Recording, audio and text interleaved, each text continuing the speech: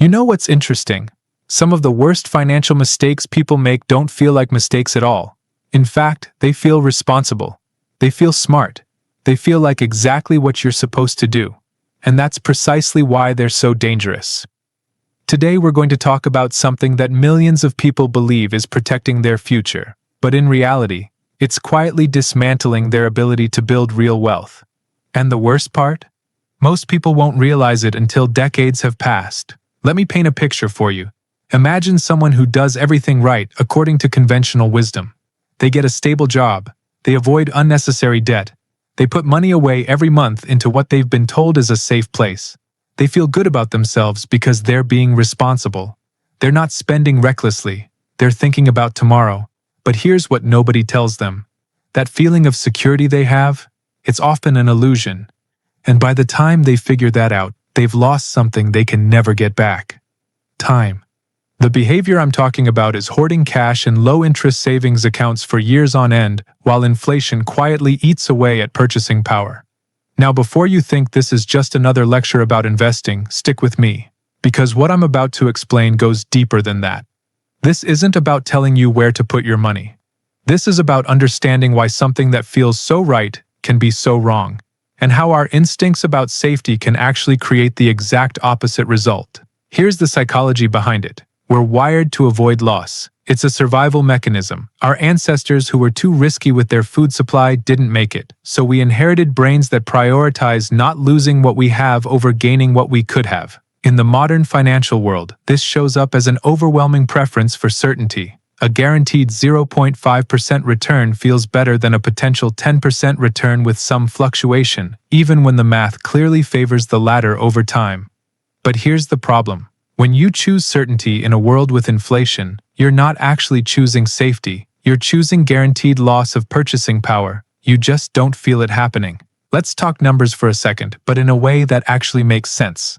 Imagine you have $10,000 sitting in a savings account earning maybe 0.5% interest.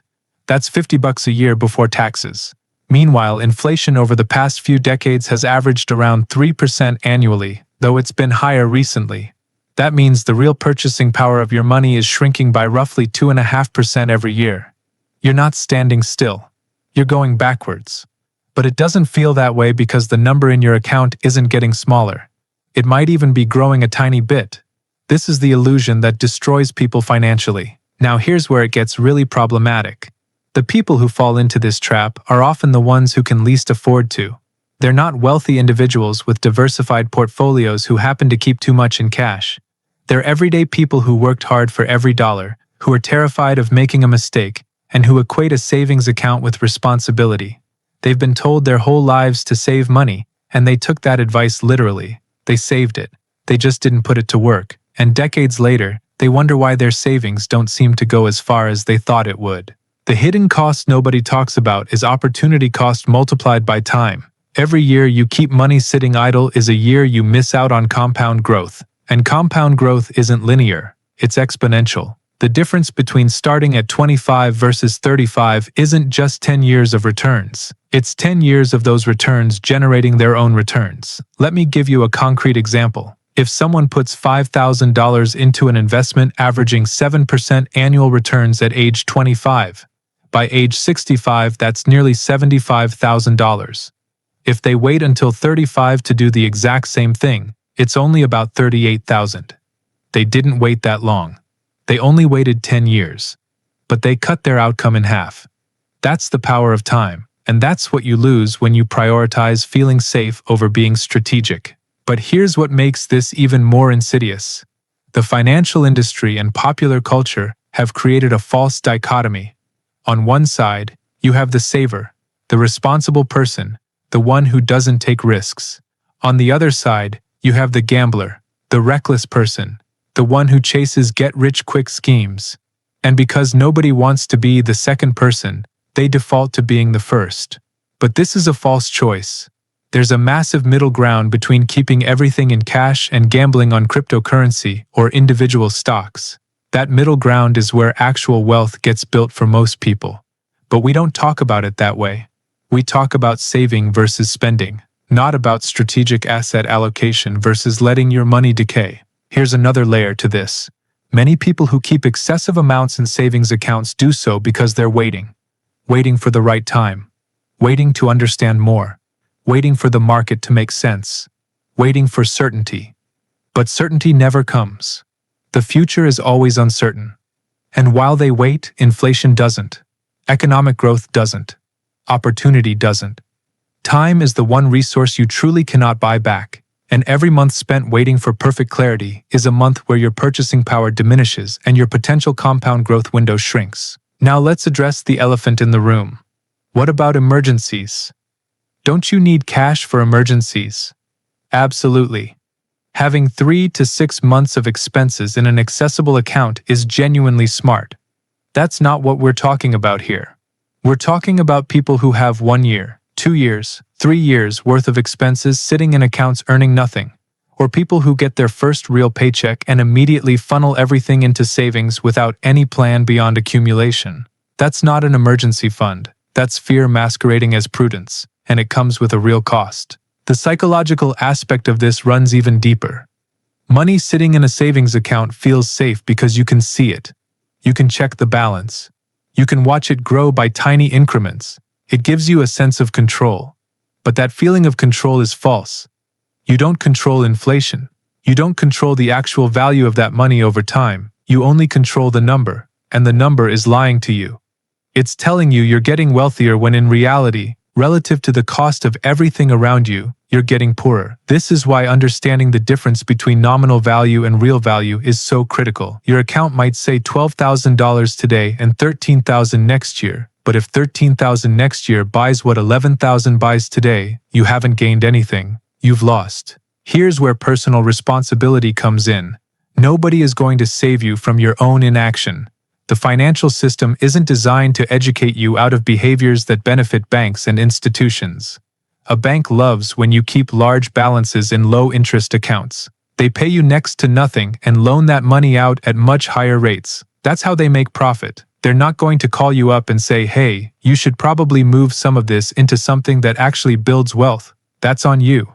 And I say this not to be harsh, but because accepting that responsibility is the first step toward changing the outcome. So what does SMART actually look like? SMART is understanding that different money has different jobs. Money you might need in the next few months belongs in cash. Money you won't need for 5, 10, 20 years belongs somewhere that can grow. SMART is recognizing that feeling comfortable and being strategic are not always the same thing. SMART is educating yourself enough to make informed decisions rather than defaulting to whatever feels safest in the moment.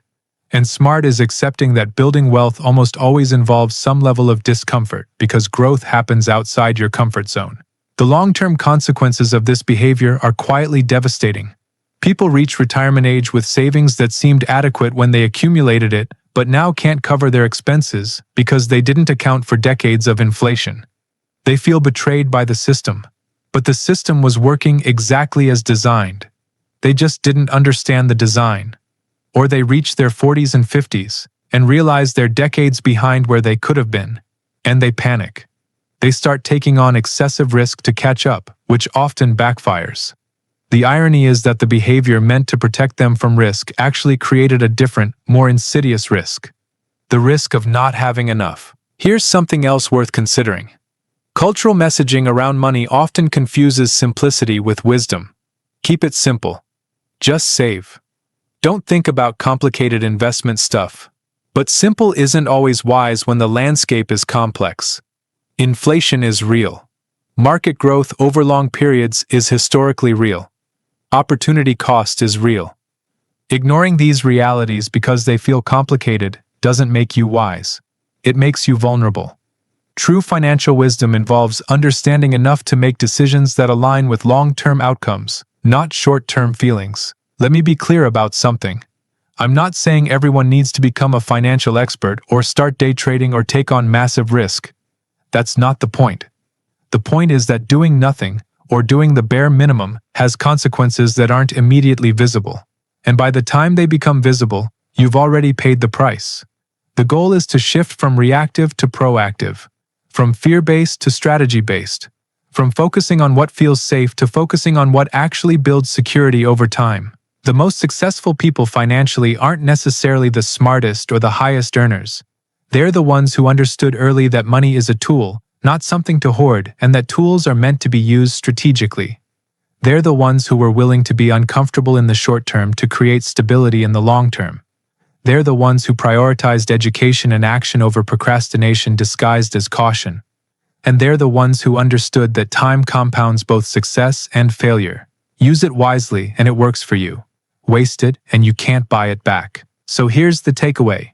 If you're sitting on significant cash earning almost nothing because it feels responsible, ask yourself what you're actually protecting yourself from.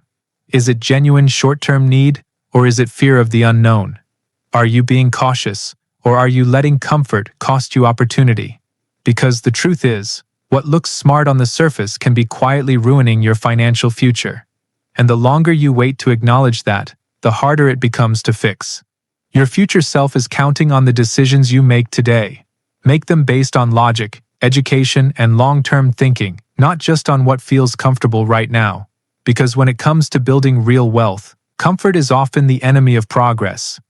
If this changed how you think about money, hit that like button, drop a comment telling me what financial myth you've questioned recently, and subscribe because we're going to keep breaking down the stuff that actually matters when it comes to building a better financial future. Thanks for watching.